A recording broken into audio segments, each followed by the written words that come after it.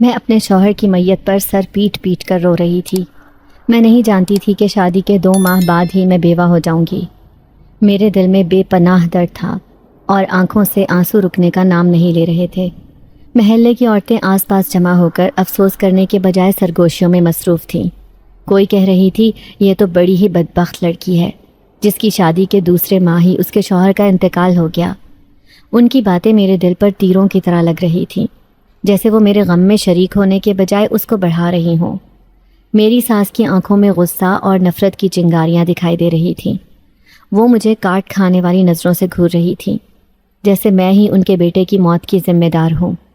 ان کے چہرے پر کوئی رحم نہیں تھا، بلکہ انہوں نے مجھے گھر سے نکالنے کا فیصلہ کر لیا تھا۔ میں اپنے شوہر کے بغیر اس دنیا میں بالکل تنہا محسوس کر رہی تھی۔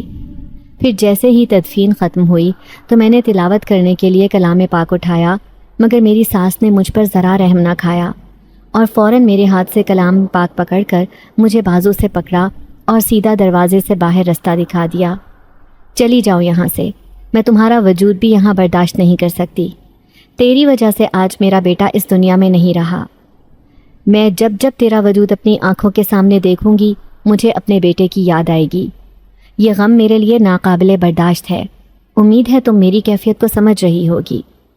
شام کے سائے چاروں طرف پھیلنے لگے تھے۔ میرے دل میں اداسی کا ایک سمندر برپا تھا۔ اسی اثنا میں بادل گرجنے لگے اور بارش برسنے لگی۔ میں نے خود کو ایک ہی لمحے میں تنہا اور بے سہارا پایا۔ جب میری ساس نے مجھے زبردستی گھر سے نکال دیا تو میں سفید لباس میں برستی بارش میں خود کو بے یار و مددگار محسوس کر رہی تھی۔ میرے دل میں ایک ہی سوال تھا، یہ سب میرے ساتھ کیوں ہوا؟ بارش کی بوندوں نے میرے آنسوؤں کو دھو دیا، لیکن میرا دل اب بھی بوجھل تھا۔ میں نے بے دھیانی میں چلتے چلتے خود کو گلی کی نکڑ پر بے ہوش ہوتے پایا۔ زمین کی ٹھنڈک اور بارش کی نمی نے مجھے مکمل طور پر نڈھال کر دیا۔ اسی لمحے کسی نے مجھے باہوں میں بھر لیا۔ مجھے محسوس ہوا کہ میں ہوا میں معلق ہوں، جیسے کوئی فرشتہ مجھے اپنی پناہ میں لے رہا ہو۔ میری آنکھیں بند ہونے لگیں، لیکن میرے دل میں ایک عجیب سی تسلی تھی، جیسے کوئی میری حفاظت کر رہا ہو۔ کسی نے مجھے زمین پر نہیں گرنے دیا۔ میرا نام نجمہ ہے اور میرا تعلق ایک انتہائی غریب گھرانے سے ہے۔ بچپن میں ہی میرے ماں باپ اس دنیا سے رخصت ہو گئے تھے اور میرا بڑا بھائی ہی میرا سب کچھ بن گیا تھا۔ اس نے اپنی جان کی پرواہ کیے بغیر مجھے پالا پوسا اور ہر ممکن کوشش کی کہ میری زندگی میں کوئی کمی نہ آئے۔ جیسے ہی میں 17 برس کی ہوئی، میری بھابھی کو میری شادی کی فکر ستانے لگی۔ بھابھی کا یہ حال تھا کہ وہ ہر وقت میرے بارے میں سوچتی رہتی، مگر اس کے خیالات زیادہ تر اس بات پر مرکوز ہوتے کہ وہ کب اور کیسے میرے فرض سے سبکدوش ہوں۔ میرے لیے یہ بات کافی تکلیف دہ تھی کہ میں ان کے لیے ایک بوجھ بن چکی ہوں۔ میں نے میٹرک تک تعلیم مکمل کی تو بھابھی نے خود سے جگہ جگہ میرے رشتے تلاش کرنے شروع کر دیے۔ وہ چاہتی تھیں کہ کسی طرح میرا بوجھ ان کے کندھوں سے اتر جائے، چاہے رشتہ کیسا بھی ہو۔ بھابھی کا یہ حال تھا کہ بازار جاتی تو ساتھ والی خواتین سے میری تعریفیں کرنے لگتیں۔ ہائے، نجمہ تو ایسی لڑکی ہے کہ کسی کا بھی دل جیت لے۔ وہ کتنی سمجھدار ہے، کھانا بھی بہت اچھا بناتی ہے اور گھرداری میں بھی ماہر ہے۔ کبھی کبھی تو وہ میرے رشتے کے لیے ایسے لوگ بھی ڈھونڈ لاتی تھیں جن کی عمر میرے بھائی سے بھی زیادہ ہوتی تھی۔ ان کی ترجیحات میں یہ بات کم ہی اہم تھی کہ وہ لوگ میرے لیے موزوں ہیں یا نہیں۔ ایک دن انہوں نے مجھے بتایا کہ ایک دکاندار کا بیٹا ہے جو بزنس کرتا ہے اور ان کے مطابق وہ میرے لیے بالکل صحیح رہے گا۔ جب میں نے اس بزنس کے بارے میں مزید پوچھا تو معلوم ہوا کہ وہ لڑکا اپنے باپ کی دکان پر کھڑا ہوتا ہے اور خریداروں سے بات چیت کرنے میں مہارت رکھتا ہے۔ اس بات کو میری بھابھی نے بزنس کا نام دیا تھا تاکہ میں رشتے سے انکار نہ کروں۔ میں نے بھابھی سے کہا، بھابھی، ابھی میں نے زندگی میں کچھ دیکھا بھی نہیں ہے، آپ کیوں مجھے اتنی جلدی اس راستے پر ڈالنا چاہتی ہیں؟ لیکن بھابھی کہتی تھیں، بیٹا، جوان لڑکی کو جلدی باندھ دینا ہی بہتر ہوتا ہے۔ یہ دنیا بڑی ظالم ہے، جلدی فرض ادا کر لینا چاہیے۔ بھابھی کی یہ باتیں مجھے اکثر پریشان کر دیتی تھیں اور میں سوچتی تھی کہ میرے مستقبل کا کیا ہوگا۔ ان کی باتوں سے کبھی کبھی ہنسی بھی آتی تھی کہ وہ کس طرح مجھے دنیا کی سب سے بہترین دلہن بنانے کی کوشش میں ہے، لیکن ان کی باتوں کا نتیجہ ہمیشہ مجھ پر ایک دباؤ کی شکل میں آتا تھا۔ میری زندگی ایک دلچسپ کہانی کی مانند بن چکی تھی، جہاں ہر روز نئے کردار سامنے آتے، مگر میرے لیے خوشی کا کوئی لمحہ دور دور تک دکھائی نہیں دیتا تھا۔ محلے کی عورتوں کے سامنے اور شادی بیاہ میں تو بھابھی میری تعریفوں کے پل باندھتی تھی، جیسے میں کوئی شہزادی ہوں۔ وہ کہتی تھیں نجمہ تو ایسی لڑکی ہے کہ جو بھی گھر لے جائے گا اس کی قسمت سنور جائے گی، مگر گھر کی چار دیواری کے اندر ان کا رویہ بالکل مختلف ہوتا تھا۔ جیسے ہی میں نے ہوش سنبھالا انہوں نے گھر کے تمام کام کاج میرے سپرد کر دیے۔ میں ہی وہ تھی جو صبح سویرے اٹھ کر سب کے لیے ناشتہ بناتی، برتن دھوتی اور گھر کی صفائی کرتی۔ بھابھی کا دن تو اپنے آپ کو سنوارنے اور سجانے میں گزرتا۔ ان کے پاس ہمیشہ نئے کپڑوں اور زیورات کی فہرست ہوتی اور وہ انہی کی فکر میں لگی رہتی۔ اکثر اپنے بالوں کے مختلف طرز کے سٹائل بنواتی اور نئے نئے فیشنی ملبوسات میں سجی دجی رہتی تھیں۔ کبھی کبھار تو مجھے بھی کہتی تھیں نجمہ دیکھو تو یہ جوڑا کیسا لگ رہا ہے، کہیں شادی پر پہننے لائق ہے؟ اور میں مسکرا کر جواب دیتی بھابھی آپ پر تو سب کچھ سچتا ہے۔ میرے لیے یہ صورتحال بہت عجیب تھی۔ محلے والوں کے سامنے وہ میری خوبیاں گنواتی تھیں، لیکن گھر میں میرا حال یہ تھا کہ دن رات محنت کرتی اور کبھی کبھی تو تھک کر نڈھال ہو جاتی۔ ان کا کہنا تھا کہ گھر کی لڑکی کو ہر کام آنا چاہیے۔ بھابھی کی نظریں ہمیشہ گھر کے کاموں میں میری غلطیاں ڈھونڈتی تھیں اور کبھی کبھی تو بے جا تنقید بھی کرتی تھیں۔ اگر سالن میں نمک کم یا زیادہ ہو جاتا تو ان کی ناراضگی کا سامنا کرنا پڑتا۔ تمہیں کب عقل آئے گی؟ اس طرح کے سالن سے تو کوئی بھی تمہارا رشتہ لے کر نہیں جائے گا۔ ان کے یہ الفاظ میرے دل کو دکھ پہنچاتے، لیکن میں نے انہیں برداشت کرنا سیکھ لیا تھا۔ کبھی کبھی محلے کی خواتین میرے پاس آ کر پوچھتی نجمہ بھابھی کے لیے فلاں چیز کیسے بنائی تھی؟ وہ کہہ رہی تھیں کہ تم بہت اچھی کوک ہو۔ میں مسکرا کر جواب دیتی ارے کچھ نہیں، بس اللہ کی دین ہے۔ میں دل ہی دل میں سوچتی کہ کاش میری زندگی بھی اتنی ہی سجی سنوری ہوتی جتنی بھابھی کی باتوں میں وہ دکھائی دیتی ہے۔ یہ سب کچھ سوچتے ہوئے میرے دل میں ایک ہی خواہش جنم لیتی تھی کہ کاش میرے ماں باپ زندہ ہوتے اور میں ان کی نظروں میں اپنی اہمیت دیکھ سکتی۔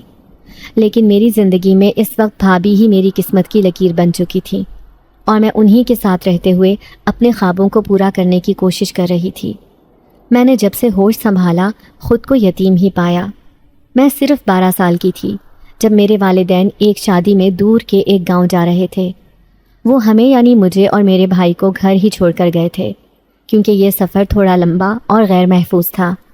لیکن اس دن ہماری زندگی کا سب سے بڑا صدمہ ہمیں سہنا پڑا جب وہ ویگن حادثے کا شکار ہو گئی اور میرے ماں باپ اس میں جاں بحق ہو گئے۔ یہ خبر ہمارے لیے کسی قیامت سے کم نہ تھی۔ میرے بھائی کی عمر اس وقت صرف 17 برس تھی اور وہ اچانک ہی اپنے کندھوں پر ایک بڑے بوجھ کے ساتھ خود کو اکیلا محسوس کرنے لگا تھا۔ محلے کی عورتوں نے ہماری حالت دیکھی اور بھائی کے لیے فکر مند ہو گئیں۔ انہوں نے آپس میں مشورہ کیا اور مل جل کر میرے بھائی کی شادی دوسرے گاؤں کی ایک لڑکی سے کروا دی تاکہ وہ ہمارا خیال رکھ سکے۔ شادی میں محلے کی خواتین نے بڑھ چڑھ کر حصہ لیا، جیسے وہ ہماری زندگی کی خوشیوں کو واپس لانے کی کوشش کر رہی ہوں۔ بھابھی جب ہمارے گھر آتی تو وہ ایک نئی امید کی کرن کی مانند تھیں۔ وہ بہت خوش اخلاق اور سمجھدار تھیں اور گھر کے کام کاج میں مہارت رکھتی تھیں۔ میرے والد کی محلے میں ایک بڑی سی دکان تھی جہاں وہ مختلف اشیاء فروخت کرتے تھے۔ اس دکان سے ہمارے گھر کی گزر بسر بہت اچھی چلتی تھی۔ ابا کے گزر جانے کے بعد بھائی نے اسی دکان کو سنبھالا۔ اسے کاروبار کا زیادہ تجربہ نہیں تھا، لیکن اس نے محنت اور لگن سے کام کیا۔ وہ صبح سویرے دکان پر جاتا اور رات گئے تک کام کرتا رہتا۔ دکان کے پرانے گاہک اکثر اس کی تعریف کرتے اور کہتے لڑکا تو اپنے باپ کی طرح محنتی ہے، باپ کی چھاپ صاف نظر آتی ہے۔ بھائی کے کندھوں پر جہاں ہمارے گھر کی ذمہ داری تھی وہیں اس نے دکان کو بھی کامیابی سے چلایا۔ اس کے کاروبار میں نت نئے طریقے اپنائے جس سے دکان کی آمدنی میں اضافہ ہوا۔ بھائی کی محنت اور بھابھی کی گھر کی دیکھ بھال نے ہمیں تھوڑا سکون فراہم کیا۔ بھابھی نے ہمارے گھر کو سنبھالنے کے ساتھ ساتھ بھائی کی دیکھا دیکھی مجھے تعلیم کی جانب راغب کیا۔ وہ کہتی تھیں نجمہ تعلیم تمہاری زندگی بدل سکتی ہے۔ ان کی یہ باتیں میرے دل میں گھر کر جاتی اور میں اپنی پڑھائی میں دل و جان سے محنت کرتی۔ وقت کے ساتھ ساتھ ہمارے گھر میں کچھ خوشیاں واپس لوٹ آئیں۔ بھائی کی محنت اور بھابھی کی محبت نے مجھے زندگی کے نئے معنی سکھائے۔ ان دونوں نے مل کر نہ صرف میرے والدین کی کمی کو پورا کیا بلکہ مجھے یہ احساس بھی دلایا کہ میں اکیلی نہیں ہوں، بلکہ میرے پاس ایک مضبوط سہارا ہے۔ شادی کے چند ماہ تو بھابھی کا رویہ بہت اچھا تھا۔ وہ میٹھے لہجے میں بات کرتی تھی اور میرا ہر کام خوشی خوشی کر دیتی تھی، لیکن جیسے ہی انہوں نے دیکھا کہ بھائی کی توجہ زیادہ تر مجھ پر ہوتی ہے، ان کے رویے میں تبدیلی آنے لگی۔ بھائی مجھ سے بے حد محبت کرتے تھے اور ہمیشہ میرا خیال رکھتے تھے۔ جب بھی وہ باہر سے کوئی چیز لاتے تو سب سے پہلے میرے ہاتھ میں تھما دیتے، کیونکہ انہیں عادت تھی کہ گھر آتے ہی مجھ سے پانی طلب کرتے تھے اور جو بھی سامان لاتے تھے وہ مجھے پکڑاتے تھے۔ یہی بات بھابھی کو کھٹکنے لگی۔ انہیں لگنے لگا کہ میں ان کی جگہ لے رہی ہوں اور بھائی کی محبت میں حائل ہو رہی ہوں۔ انہوں نے آہستہ آہستہ اپنے رنگ بدلنے شروع کیے اور مجھ سے بدسلوکی کرنے لگیں۔ ابتدا میں تو وہ چھوٹی چھوٹی باتوں پر ناراض ہوتی تھی، جیسے اگر میں نے کچن کا کوئی کام ٹھیک سے نہ کیا ہو یا کسی چیز کی صفائی میں کمی رہ جائے، وہ مجھے ڈانٹنے لگتی، اور کبھی کبھی تو بیجا باتوں پر طنز کرنے سے بھی باز نہ آتی۔ بھابھی کا رویہ بدلتے دیکھ کر میں حیران پریشان رہ جاتی۔ میں کوشش کرتی کہ ان کے دل میں اپنی جگہ بنا سکوں، لیکن ان کا دل اب مجھ سے اکھڑتا جا رہا تھا۔ وہ اکثر بھائی سے میری شکایتیں کرنے لگی تھیں۔ آپ نجمہ کو ضرورت سے زیادہ لاڈ دے رہے ہیں، اسے کام سیکھنے دیں۔ بھائی جو مجھ سے بے حد محبت کرتے تھے، انہیں سمجھانے کی کوشش کرتے کہ نجمہ ابھی چھوٹی ہے، وہ سب کچھ سیکھ جائے گی، آپ اسے وقت دیں۔ بھابھی کی بدسلوکی کا سلسلہ بڑھتا گیا۔ وہ کبھی کبھی میرے کھانے میں بھی نقص نکالنے لگتی۔ یہ سالن تو بالکل بھی لذیذ نہیں بنا، تمہیں کھانا پکانا کب آئے گا؟ ان کی باتیں سن کر میرا دل کچلا جاتا، لیکن میں اپنی خاموشی کے ذریعے ہی احتجاج کرتی رہی۔ میں نے بھابھی کو خوش کرنے کی کوشش جاری رکھی، لیکن ان کے دل میں میرے لیے کوئی جگہ نہ بچی تھی۔ ایک دن بھابھی نے مجھ سے کہا، نجمہ اب تمہیں زیادہ ذمہ دار بننا ہوگا، میں تمہارے لیے زیادہ کچھ نہیں کر سکتی۔ ان کے یہ الفاظ میرے دل پر گھاؤ کر گئے۔ میں نے خود کو سنبھالا اور بھائی کے سامنے کچھ نہیں کہا، کیونکہ میں نہیں چاہتی تھی کہ ہمارے درمیان کوئی اختلاف پیدا ہو۔ بھابھی کے رویے نے مجھے تنہائی کا شکار بنا دیا، اور میں اکثر اپنے کمرے میں بیٹھ کر سوچتی کہ میری زندگی میں یہ تبدیلی کیوں آئی، مگر میں جانتی تھی کہ بھائی کی محبت اور ان کا ساتھ ہمیشہ میرے ساتھ ہے، اور یہی میرے لیے سب سے بڑی طاقت تھی۔ ان کی موجودگی میں نے ہمت نہ ہاری اور زندگی کے چیلنجز کا سامنا کرتی رہی، یہ امید لے کر کہ شاید ایک دن بھابھی کا دل بھی میرے لیے نرم پڑ جائے۔ کئی دفعہ بھابھی نے میری تعلیم چھڑوانے کی بات کی، کہتی تھیں لڑکیوں کو زیادہ پڑھانے لکھانے کی کیا ضرورت ہے، مگر بھائی کو یہ ہرگز منظور نہیں تھا۔ وہ جانتے تھے کہ ابا نے میرے لیے کتنے خواب دیکھے تھے کہ میری بیٹی پڑھ لکھ کر اپنے پیروں پر کھڑی ہوگی اور ایک کامیاب زندگی گزارے گی۔ بھائی انہی خوابوں کو حقیقت میں بدلنا چاہتے تھے، اور اس بات کے لیے انہوں نے میرے تعلیمی اخراجات کی ذمہ داری بھی خود سنبھالی تھی۔ وہ اکثر مجھے کہتے، نجمہ تمہیں پڑھ لکھ کر اپنے خواب پورے کرنے ہیں، اور میں ہمیشہ تمہارے ساتھ ہوں۔ بھائی کی اس حمایت کے باوجود بھابھی نے اپنی چال بازیاں شروع کر دیں۔ جیسے ہی میری تعلیم میٹرک تک مکمل ہوئی، انہوں نے میرے لیے ایک رشتہ تلاش کر لیا۔ وہ جانتی تھیں کہ اگر میں مزید تعلیم حاصل کر لوں تو شاید میرے لیے بہتر مواقع پیدا ہو جائیں گے، اور وہ مجھے اپنے قابو میں نہیں رکھ پائیں گی۔ بھابھی نے محلے کی عورتوں سے مشورے کیے اور میرے لیے ایک لڑکا ڈھونڈ نکالا جو میرا ہی ہم عمر تھا اور قریب ہی کے محلے میں رہتا تھا۔ بھائی کو بھی اس رشتے میں کوئی نقص نظر نہ آیا، کیونکہ لڑکا بظاہر اچھے کردار کا مالک تھا اور اس کے گھر والے بھی شرافت کے حوالے سے مشہور تھے۔ وہ ایک چھوٹے کاروبار میں ملوث تھے اور مالی لحاظ سے بھی مستحکم تھے۔ بھابھی نے یہ رشتہ اس طرح پیش کیا جیسے یہ ہمارے خاندان کے لیے بہترین ہو۔ انہوں نے بھائی کو قائل کر لیا کہ یہ رشتہ نجمہ کے لیے مناسب ہے، اور یوں میری منگنی طے کر دی گئی۔ منگنی کی تقریب بڑی سادگی سے ہوئی اور محلے کے لوگ اس میں شریک ہوئے۔ بھابھی نے اپنی جانب سے ہر ممکن کوشش کی کہ یہ بات عام ہو جائے کہ یہ رشتہ انہوں نے ہی طے کیا ہے، تاکہ محلے میں ان کا وقار بڑھ سکے۔ میں نے بھی خود کو حالات کے مطابق ڈھال لیا، اگرچہ میرے دل میں ابھی بھی اپنے تعلیمی خواب پورے نہ کرنے کا افسوس تھا۔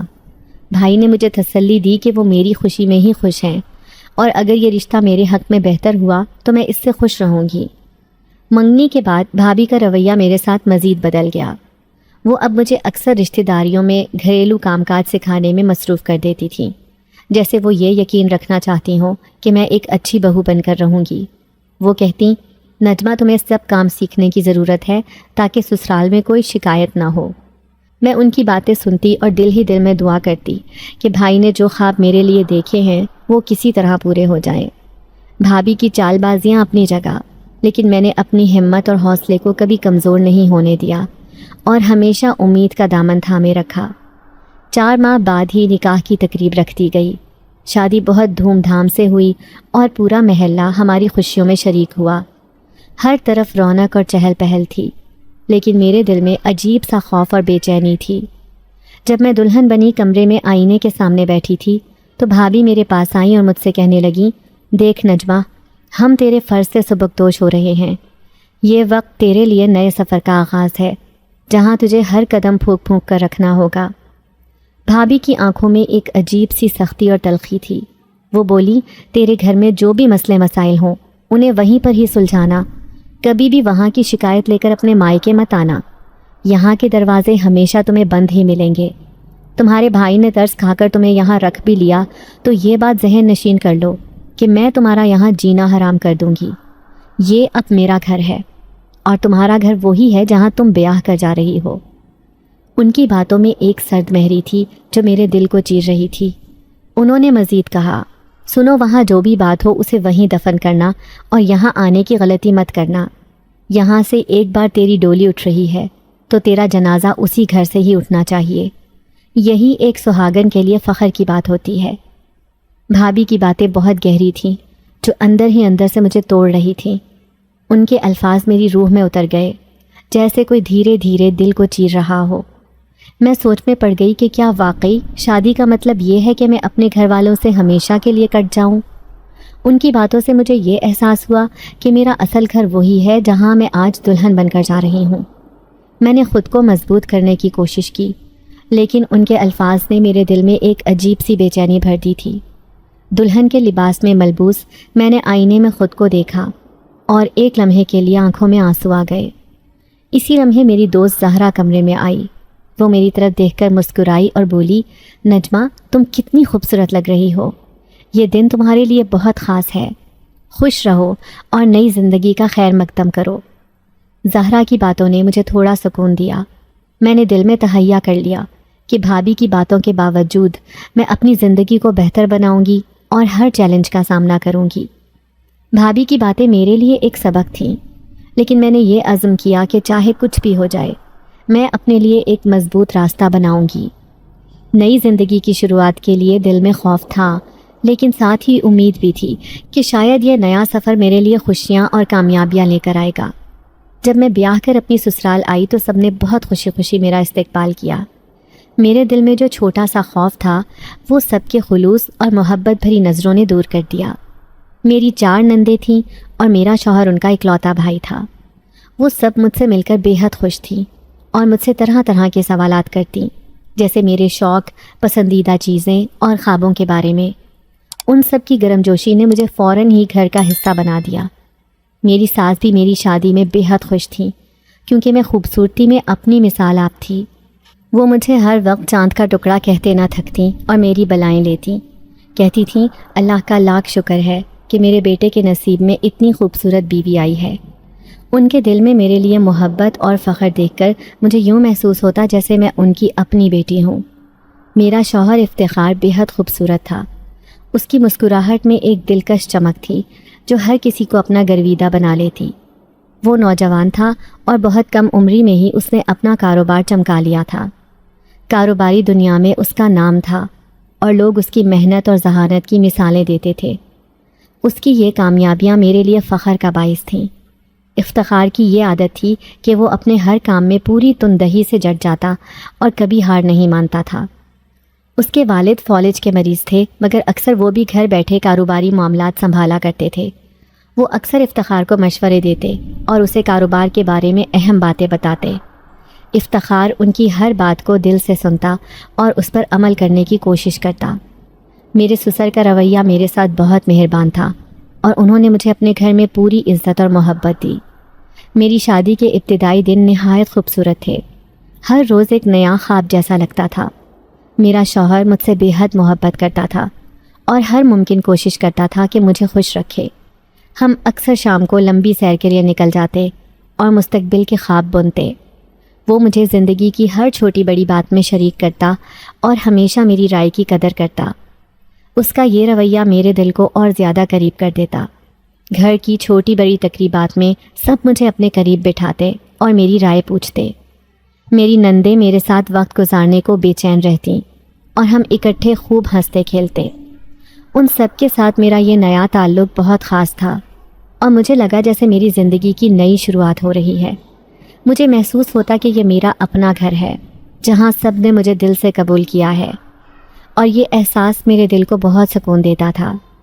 رفتہ رفتہ میں نے سسرال میں اپنے نئے فرائض کو سمجھنا شروع کیا اور انہیں پورا کرنے کی کوشش کی۔ گھر کے معاملات میں دلچسپی لی اور ہر کسی کی ضرورتوں کا خیال رکھا۔ میری ساس مجھے اکثر کہتی، بیٹی تم نے اس گھر کو اور بھی خوشیوں سے بھر دیا ہے، میرے گھر کو تم نے جنت بنا دیا ہے، اللہ ایسی بہو سب کو دے۔ ان کی یہ باتیں سن کر میرا دل خوشی سے بھر جاتا تھا۔ ان سب محبتوں اور خوشیوں کے درمیان میرے دل میں یہ خواہش مزید بڑھ گئی کہ میں اپنے شوہر کے ساتھ ایک خوشحال زندگی گزاروں اور اپنے خوابوں کو حقیقت میں بدلوں۔ مجھے یقین تھا کہ افتخار کے ساتھ یہ سب ممکن ہے، اور اس یقین نے مجھے مضبوط اور پرعزم بنا دیا۔ میری شادی کے ٹھیک 15 دن بعد میری 2 بڑی نندوں کا نکاح رکھ دیا گیا۔ ان کے رشتے پہلے سے ہی طے تھے، مگر میری ساس چاہتی تھی کہ وہ اپنے بیٹے کی شادی کریں تاکہ ان کی بہو شادی کے معاملات میں ان کا ہاتھ بٹائے۔ گھر میں خوشی کا سما تھا اور میں نے پورے دل سے ان تقریبات میں بڑھ چڑھ کر حصہ لیا۔ یہ میرے لیے بھی ایک نیا تجربہ تھا، کیونکہ شادی کے اتنے قریب ہوتے ہوئے بھی میں نے ان تیاریوں میں دل و جان سے شامل ہونے کا فیصلہ کیا تھا۔ میری نندیں دیورانی جٹھانی بننے والی تھیں اور ان دونوں بھائیوں سے ان کی شادی کی تیاریاں زور و شور سے جاری تھیں۔ میں اپنی ساس کے ساتھ قدم سے قدم ملا کر کھڑی رہی اور ان کے ہر کام میں ان کا ہاتھ بٹایا۔ مجھے ایسا لگ رہا تھا جیسے میں اپنی بہنوں کی شادی کی تیاریاں کر رہی ہوں۔ ہر چیز کو دلکش بنانے کی کوشش کی۔ میں نے گھر کے ہر کونے کو دلہن کی طرح سجا دیا تھا اور میرے اس جوش و خروش نے سب کو حیران کر دیا۔ میری ساس میری اس بات سے بہت خوش تھی کہ ان کی بیٹیوں کی شادی اتنی اچھی طرح سے ہو رہی ہے۔ وہ اکثر مجھے دعائیں دیتی اور کہتی کہ اللہ تمہیں خوش رکھے، تم نے تو ہمارے گھر کو جنت بنا دیا ہے۔ بالآخر شادی کا دن بھی آ گیا اور وہ دونوں بہنیں خوشی خوشی اپنے سسرال روانہ ہو گئیں۔ ان کی رخصتی کے وقت گھر میں جذبات کی لہر تھی، سب کی آنکھیں نم تھیں، لیکن دل میں خوشی بھی تھی کہ دونوں بہنیں اپنے نئے گھر میں خوشیوں کے ساتھ جا رہی ہیں۔ یہ لمحات میرے لیے بھی جذباتی تھے، کیونکہ میں نے ان کے ساتھ بہت اچھا وقت گزارا تھا۔ باقی 2 نندیں ابھی چھوٹی تھیں اور پڑھ رہی تھیں۔ وہ دونوں اکثر میرے ساتھ وقت گزارتی تھیں اور مجھ سے اپنی پڑھائی کے بارے میں باتیں کرتی تھیں۔ ہم تینوں کی اچھی دوستی بن گئی تھی اور میں ان کی بڑی بہن کی طرح ان کا خیال رکھتی تھی۔ میرے شوہر افتخار مجھ سے بے حد خوش تھے، کیونکہ میں نے ان کے خاندان کو اپنا سمجھا اور ہر خوشی میں ساتھ دیا۔ ان کی یہ محبت اور تعریف مجھے اور بھی خوشی دیتی تھی۔ میری دنیا جیسے رنگین ہو گئی تھی۔ کبھی کبھی رات کے وقت جب میں اپنی پچھلی زندگی کے بارے میں سوچتی تو مجھے اپنی اس زندگی پر رشک آتا۔ مجھے یاد آتا کہ کیسے بھابھی مجھے ذلیل کرتی تھیں اور میں اکثر آنکھوں میں آنسو لیے سونے چلی جاتی تھی۔ لیکن اب میں ایک رانیوں والی زندگی گزار رہی تھی، جہاں کا راجا میرا شوہر تھا۔ افتخار کی محبت نے میری زندگی کو مکمل کر دیا تھا۔ وہ میرے ہر خواب کو سمجھتے اور اسے حقیقت بنانے کی کوشش کرتے۔ میں نے ہمیشہ ان کا ساتھ دیا اور ہم دونوں نے مل کر اپنی زندگی کو خوبصورت بنایا۔ میری ساس بھی اکثر مجھ سے کہتی، نجمہ تم نے ہمارے گھر کو محبت سے بھر دیا ہے۔ یہ سن کر میرا دل خوشی سے جھوم اٹھتا۔ میرا دل چاہتا کہ میں ہمیشہ ایسے ہی خوش رہوں، اپنے شوہر کے ساتھ، اپنی سسرال کی محبت میں۔ یہ زندگی میرے لیے کسی خواب سے کم نہیں تھی، اور میں نے تہیہ کیا کہ اس خواب کو ہمیشہ حقیقت میں بدلنے کی کوشش کرتی رہوں گی۔ لیکن یہ خوشی کا وقت زیادہ دیر نہ چل سکا۔ میں نے اپنے شوہر سے کہا تھا کہ میں اپنی تعلیم دوبارہ شروع کروں گی۔ انہیں اس بات پر کوئی بھی اعتراض نہیں تھا۔ اس دن صبح کے وقت وہ میرے لیے کچھ کتابیں خریدنے گئے۔ انہیں ایک ضروری کام سے باہر جانا تھا، مگر رات میں نے ان سے وعدہ لیا تھا کہ وہ سب سے پہلے میرا ایڈمیشن کروائیں گے۔ میرے سسرال والوں کو بھی اس بات سے کوئی اعتراض نہیں تھا، مگر ایک زوردار گاڑی کی ٹکر نے ان کی جان لے لی اور اس حادثے نے میری زندگی کو بے رنگ کر ڈالا۔ میری ساس بھی اس بات سے واقف تھیں کہ افتخار میرے کام سے باہر گئے ہیں۔ جب ان کا انتقال ہوا تو انہوں نے اس سب کا ذمہ دار مجھے ٹھہرایا، حالانکہ وہ ایک حادثہ تھا۔ اس 2 ماہ کی مدت میں میں نے اپنی تمام زندگی کی خوشیاں جی لی تھیں، اور اب میری زندگی بالکل بے رنگ ہو کر رہ گئی تھی۔ مجھے تو اپنے شوہر کے انتقال پر بالکل بھی یقین نہیں آ رہا تھا۔ ابھی تو میں نے زندگی کو جینا شروع کیا تھا، اور کہاں میں 2 ماہ کی دلہن اب بیوہ سفید لباس میں لپٹ کر بیٹھی تھی۔ عورتیں میری طرف عجیب عجیب نظروں سے دیکھ رہی تھیں، جیسے میں کوئی مجرم ہوں، جیسے میرے شوہر کا انتقال میری وجہ سے ہوا ہے۔ میرے غم کو کوئی سمجھ نہیں پا رہا تھا کہ میں کس قیامت سے گزر رہی ہوں۔ میری ساس جو ہر وقت میری بلائیں لیتی تھی، مجھ سے پیار کے دعوے کرتی تھیں، اب مجھ سے نفرت کرنے لگی تھیں۔ جیسے ہی میرے شوہر کی تدفین ہوئی تو انہوں نے کھڑے کھڑے مجھے گھر سے باہر نکال دیا، جیسے میں اس گھر کا فرد ہی نہیں تھی۔ میرے سسر انہیں لاکھ روکتے رہے، مگر انہوں نے ان کی ایک نہ سنی۔ وہ کہنے لگی کہ اس منحوس کا چہرہ دیکھ کر مجھے ہر وقت اپنے بیٹے کی یاد ستائے گی۔ وہ اسی کے کام سے ہی باہر گیا تھا، کیا ضرورت تھی اسے اب پڑھائی کرنے کی؟ اپنے گھر سے یہ سارے شوق کیوں نہیں پورے کر کے آئی جو اب میرے بیٹے سے یہ بے جا فرمائشیں شروع کی تھیں؟ اسی کے کام سے تو وہ باہر گیا تھا، اسی لیے اس کا حادثہ ہو گیا، ورنہ تو میرا بیٹا ہمیشہ گاڑی میں بیٹھ کر دفتر جاتا اور سیدھا گھر آتا تھا۔ اگر یہ اسے نہ بھیجتی تو آج میرا بیٹا زندہ ہوتا۔ کیسی منحوس بہو میں اپنے بیٹے کے لیے بیاہ کر لائی جو میرے بیٹے کو 2 ماہ کے اندر ہی نگل گئی۔ ہائے میرا افتخار مجھے چھوڑ کر چلا گیا۔ شام کے سائے ہر طرف پھیلنے لگے تھے۔ میں جانتی تھی کہ میرے سسرال کے دروازے میرے لیے بند ہی ہوں گے۔ میں گلی کے نکڑ سے مڑ رہی تھی جب اچانک مجھے اپنا سر چکراتا ہوا محسوس ہوا اور میں زمین پر بے ہوش ہو کر گر پڑی، مگر مجھے یوں محسوس ہوا جیسے کسی کے ہاتھوں نے مجھے اپنی گرفت میں بھر لیا ہو اور مجھے گرنے سے بچا لیا ہو، مگر میں اس وقت اپنی ہوش کی دنیا سے غافل تھی۔ ایک گہری نیند سونے کے بعد جب میری آنکھ کھلی تو ایک بہت ہی خوبصورت چہرے والا نوجوان جھک کر مجھے دیکھ رہا تھا۔ میں چونک کر اٹھ بیٹھی اور اس جگہ کا جائزہ لینے لگی کہ میں کہاں پر آ گئی ہوں۔ وہ مجھ سے مخاطب ہوا کہ گھبرائیے نہیں، میں آپ کو اٹھا کر یہاں لایا ہوں۔ آپ سڑک پر بے ہوش پڑی تھی اور آپ کی حالت ایسی تھی کہ آپ کو کچھ ہوش نہیں آ رہا تھا۔ مجبوراً مجھے آپ کو اٹھا کر یہاں پر لے کر آنا پڑا۔ اب آپ کی طبیعت کیسی ہے؟ اس نوجوان نے بڑی شائستگی اور فکر مندی سے مجھ سے پوچھا تو میں نے آہستہ سے سر ہلا دیا اور کہا یہ کون سی جگہ ہے؟ تو کہنے لگا یہ میرا گھر ہے اور اس کے علاوہ میں آپ کو کہیں لے جا نہیں سکتا تھا۔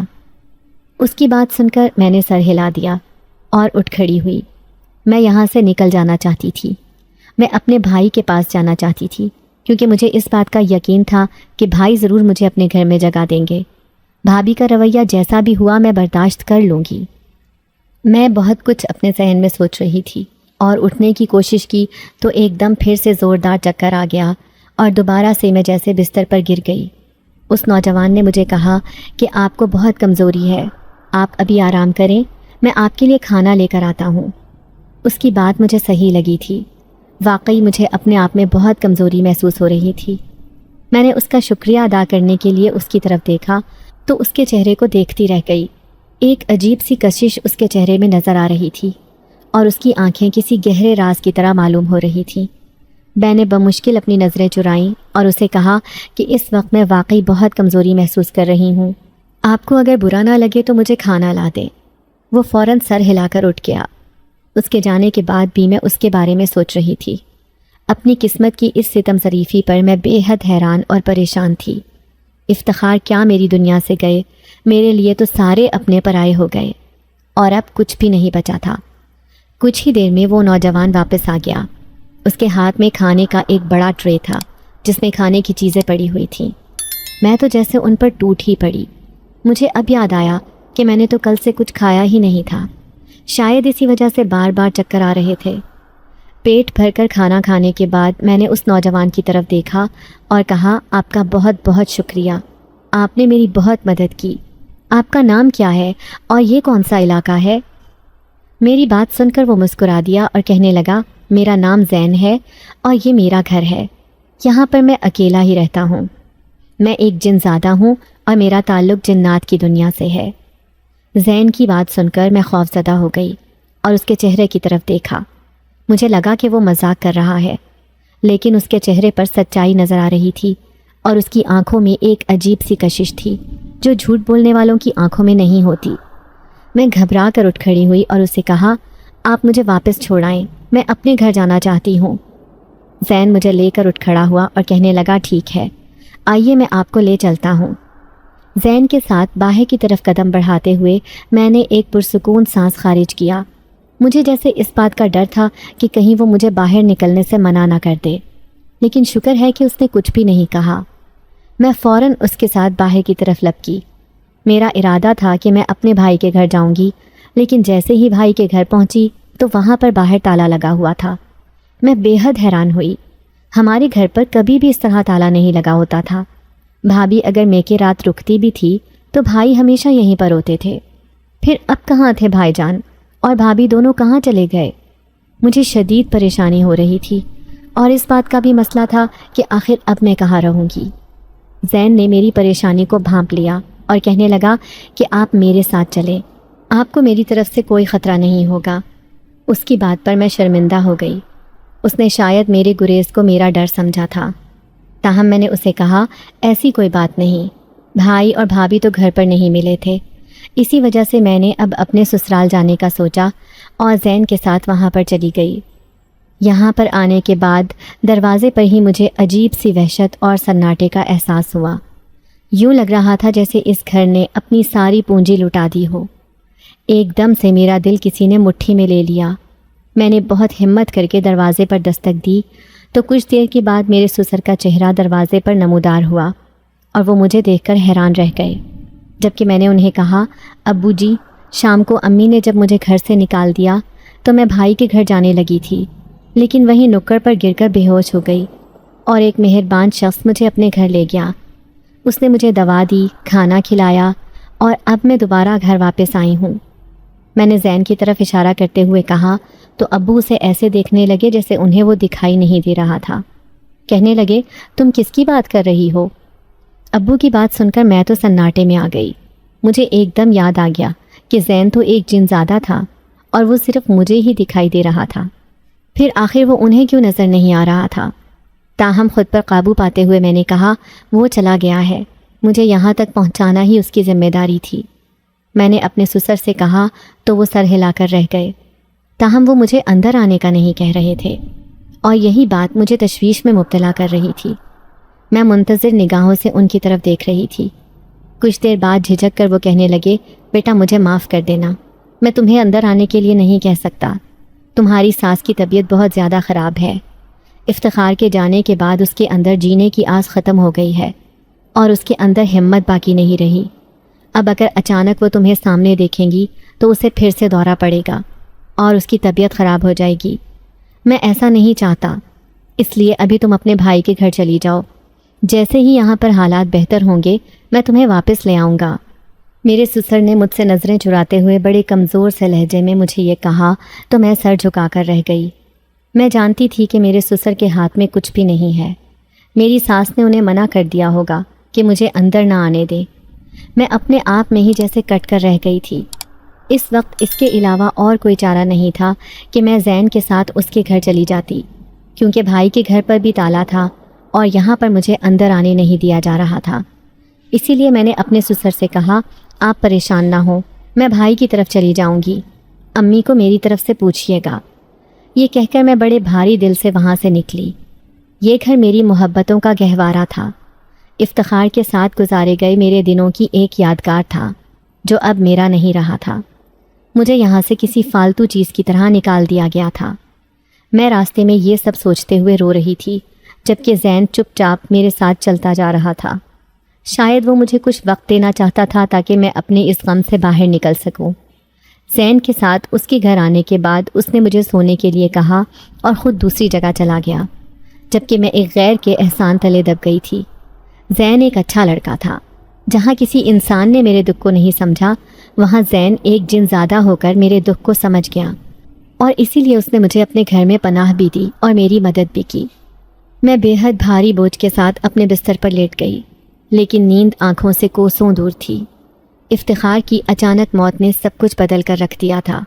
میرے سسرال والے، میرے بھائی بھابھی سب بدل کر رہ گئے تھے۔ مجھے اب اس بات پر بھی یقین نہیں تھا کہ بھائی مجھے اپنے گھر پناہ دیں گے بھی یا نہیں، لیکن ایک بار تو کوشش کرنی ہی تھی، اور اس کے لیے مجھے اس بات کا انتظار تھا کہ کب وہ دونوں گھر واپس آتے۔ اگلے دن میں نے زین سے پھر سے کہا کہ مجھے بھائی بھابھی کے گھر لے چلو، شاید وہ لوگ واپس آ گئے ہوں۔ زین سر ہلاتا ہوا اسی وقت میرے ساتھ چل پڑا۔ شکر ہے اب کی بار تالا نہیں لگا ہوا تھا۔ میں نے جیسے ہی دستک دی تھی، کچھ دیر کے بعد ہی بھابھی کا چہرہ دروازے پر نمودار ہوا۔ مجھے دیکھ کر ان کے ماتھے پر تیوریاں چڑھ گئیں اور کہنے لگیں، تم یہاں پر کیا کرنے آئی ہو؟ اپنے سسرال جاؤ، اب اس گھر میں تمہاری کوئی جگہ نہیں ہے، تمہاری شادی کر دی ہوئی ہے۔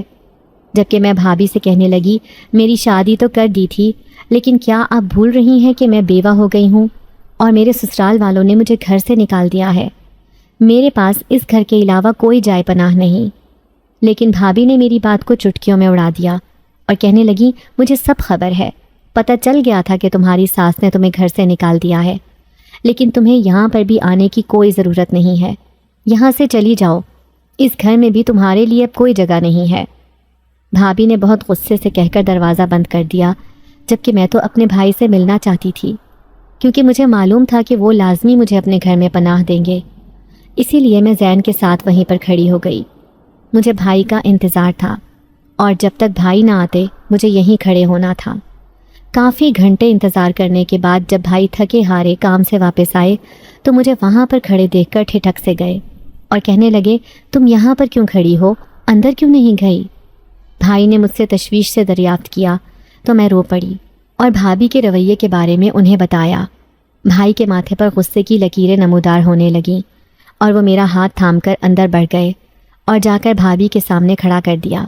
کہنے لگے، اس گھر میں میری بہن کا اتنا ہی حق ہے جتنا تمہارا ہے، لیکن اگر تم اس حق کو تسلیم نہیں کرو گی تو پھر تم اپنے گھر جا سکتی ہو۔ بھائی کے یہ الفاظ بھابھی کے چہرے کا رنگ زرد کر گئے۔ میں بھی ایک دم حیرت سے بھائی کے چہرے کی طرف دیکھنے لگی تھی، لیکن بھائی ہم دونوں سے نظریں چراتے ہوئے کمرے میں چلے گئے، جبکہ بھابھی ابھی تک شوق میں تھی۔ میں خود بھی فوراً اپنے اس کمرے کی طرف بڑھی جہاں میں شادی سے پہلے رہا کرتی تھی۔ وہاں آنے کے بعد ایک دم مجھے اس بات کا احساس ہوا کہ اس گھر میں سب کچھ کتنا بدل گیا ہے، کیونکہ بھابھی نے میری ایک ایک چیز پھینک دی تھی اور یہاں پر اب کچھ بھی میرا نہیں تھا۔ میں بہت آزردہ سی اپنے کمرے میں بیٹھی ہوئی تھی کہ اچانک مجھے زین کا خیال آیا۔ میں ایک دم اٹھ کر باہر کی طرف لپکی۔ میں تو اسے باہر ہی بھول آئی تھی، ایک بار بھی اس کے بارے میں نہیں سوچا اور نہ ہی اس کا شکریہ ادا کیا، لیکن جب باہر نکل کر دیکھا تو وہ کہیں نہیں تھا۔ مجھے دل ہی دل میں بے حد شرمندگی محسوس ہوئی اور اپنے آپ پر بہت غصہ آیا۔ آخر میں اسے اندر کیوں نہیں لے کر آئی؟ آخر میں نے اسے کیسے نظر انداز کر دیا؟ لیکن اب تو وہ وہاں سے چلا گیا تھا، اب قسمت سے کبھی اس سے ملاقات ہونی تھی۔ میں بے حد مایوسی کی حالت میں اپنے کمرے میں آ کر بیٹھ گئی۔ بھائی کے گھر آئے ہوئے ابھی مجھے 2 دن ہو گئے تھے۔ آج پھر میری طبیعت صبح سے خراب تھی، بار بار دل خراب ہو رہا تھا اور چکر آتے تو آنکھوں کے آگے اندھیرا چھا جاتا۔ بھابھی نے میری یہ حالت دیکھی تو پوچھنے لگیں، کب سے تمہاری یہ حالت ہے؟ میں نے انہیں بتایا تو وہ مجھے قریبی ڈاکٹر کے پاس لے گئیں، اور جب ڈاکٹر نے آ کر مجھے وہ خبر سنائی تو مجھے تو جیسے اپنے کانوں پر یقین ہی نہیں آیا۔ میں ماں بننے والی تھی۔ یہ ایک ایسی خبر تھی جس نے میری ہستی ہی بدل کر رکھ دی تھی، اور اس وقت میری اس خوشی میں بھابھی شریک تھی۔ وہ بھی مجھ سے لپٹ کر رونے لگی تھیں۔ بھائی کی شادی کو اتنا عرصہ ہو گیا تھا لیکن ان کی آج تک اولاد نہیں تھی، اور اب شادی کے فقط 2 ماہ کے بعد جب میں بیوگی کی چادر اوڑھے بیٹھی تھی تو مجھے اولاد کی خبر مل گئی۔ مجھے اس وقت افتخار بہت یاد آئے، اور جتنا ہو سکتا تھا میں نے ان کا غم منایا۔ بھابھی مجھے لے کر سیدھی میرے سسرال چلی آئیں۔ میں نے حیرت اور خوف سے بھابھی کے چہرے کی طرف دیکھا، جبکہ بھابھی کہنے لگی، انہیں ایک بار یہ خبر بتانا ضروری ہے، پھر دیکھتے ہیں ان کا کیا رد عمل ہوتا ہے۔ میں تمہاری بہتری کے لیے ہی تمہیں یہاں پر لے کر آئی ہوں، تم فکر مت کرو، اگر تم نہیں چاہو گی تو تم یہاں پر نہیں رہو گی، میں تمہیں اپنے ساتھ لے کر جاؤں گی۔ جس دن سے بھائی نے بھابھی کے ساتھ رویہ سخت کیا تھا، اس دن سے بھابھی کا رویہ میرے ساتھ بہت اچھا ہو گیا تھا، اور اس کے لیے میں بھائی کی مشکور تھی۔ بھابھی جیسے ہی مجھ سے نرم لہجے میں بات کرتی تو مجھے بہت اچھا لگتا اور دل چاہتا کہ میں ان کے ساتھ لپٹ جاؤں۔ ابھی بھی مجھے بھابھی کے وجود سے ایک ماں کی مہک آ رہی تھی اور اپنا آپ بڑا معتبر سا لگ رہا تھا۔ میرے سسرال میں جب ہم لوگ پہنچے تو وہاں پر میری ساس اور میری دونوں نندیں بیٹھی ہوئی تھیں۔ دونوں نندیں ایک دم میری طرف لپکیں۔ وہ دونوں چھوٹی تھیں، مجھ سے بہت پیار کرتی تھیں۔ بڑی تو مجھے کہیں دکھائی نہیں دیں، لیکن چھوٹی نندوں نے ایک دم بڑھ کر جب مجھے اپنے ساتھ لگایا تو مجھے ایک دم سکون سا مل گیا، جبکہ میری ساس نے منہ پھیر لیا اور میری بھابھی سے کہنے لگیں، اسے یہاں پر کیوں لے کر آئی ہو؟ کیا تمہیں نہیں پتہ کہ میری کیا حالت ہے؟ اپنے اکلوتے بیٹے کو کھو دینے کے بعد کیسے اسے اس گھر میں برداشت کر سکتی ہوں؟ میری ساس نے بڑے غصے سے بھابھی سے کہا تو بھابھی کہنے لگیں، میں آپ کو کچھ بتانے آئی ہوں، شاید اسی سے آپ کی طبیعت بہتر ہو جائے۔ بھابھی نے خوشی سے پر لہجے میں کہا، اور جب انہیں یہ بتایا کہ یہ ماں بننے والی ہے اور آپ دادی بننے والی ہیں تو میری ساس کی حیرت اور خوشی کا کوئی ٹھکانہ نہیں تھا۔ انہوں نے میرے چہرے کی طرف دیکھا تو میں نے فوراً ہاں میں سر ہلایا۔ میری ساس نے ایک دم بڑھ کر مجھے گلے سے لگا لیا اور پھوٹ پھوٹ کر رونے لگیں اور کہنے لگیں، بیٹا مجھے معاف کر دو، میں نے تمہارے ساتھ بہت غلط کیا۔ میرے بیٹے کو تو اس کی قسمت نے اتنی ہی زندگی دی تھی، لیکن تمہیں میں نے جیتے جی مار دیا، مجھے معاف کر دینا۔ میری ساس کا رویہ میرے ساتھ ٹھیک ہو گیا تھا۔ وہ بالکل ویسے ہی مہربان لگنے لگی تھیں جیسے شادی کے شروع کے دنوں میں تھی۔ میں بے حد مطمئن ہو گئی۔ میں ان کی نفرت کے ساتھ یہاں نہیں رہ سکتی تھی، اور اب ان کی محبت میرے لیے کل سرمایہ تھی۔ بھائی اور بھابھی سے اجازت لے کر میں دوبارہ اپنے سسرال رہنے لگی تھی، لیکن کہیں نہ کہیں مجھے زین یاد آتا تھا۔ اور ایک دن جب بھائی کی طرف جانے لگی تو راستے میں اس سے ملاقات ہو گئی۔ وہ میری طرف دیکھ کر مسکرا دیا۔ وہ صرف مجھے دکھائی دے رہا تھا، اس لیے میں آگے بڑھ کر اس سے مل نہ سکی، کیونکہ میرے ساتھ میری ساس تھیں۔ تاہم مجھے اس بات کا اطمینان تھا کہ کبھی بھی کہیں مجھے کوئی مشکل پیش آئے گی تو زین ضرور میرا ساتھ دے گا اور میری مدد کے لیے حاضر رہے گا۔ اس بات نے میرے اندر ایک گہرا اطمینان بھر دیا تھا، اور اب میرا بھروسہ جنات کے اوپر پہلے سے زیادہ ہو گیا تھا۔ پہلے جو میں ان سے خوفزدہ ہوتی تھی، ڈر جاتی تھی، اب جب بھی ان کا ذکر ہوتا تو مجھے زین یاد آ جاتا اور میں ان سے محبت اور اپنائیت محسوس کرتی۔ اگر اس رات مجھے زین نہ ملتا، میں کسی غلط ہاتھوں میں چلی جاتی تو شاید آج مجھے دوبارہ گھر کا سکون نصیب نہ ہوتا۔ میں سمجھتی ہوں میری خوشیوں میں اس بچے کے عمل دخل کے علاوہ زین کا بھی ہاتھ ہے۔ اسی لیے جب میرا بچہ پیدا ہوا تو اس کا نام میں نے زین افتخار رکھا، کیونکہ زین کا وہ ایک رات کا احسان میری ساری زندگی پر بھاری تھا۔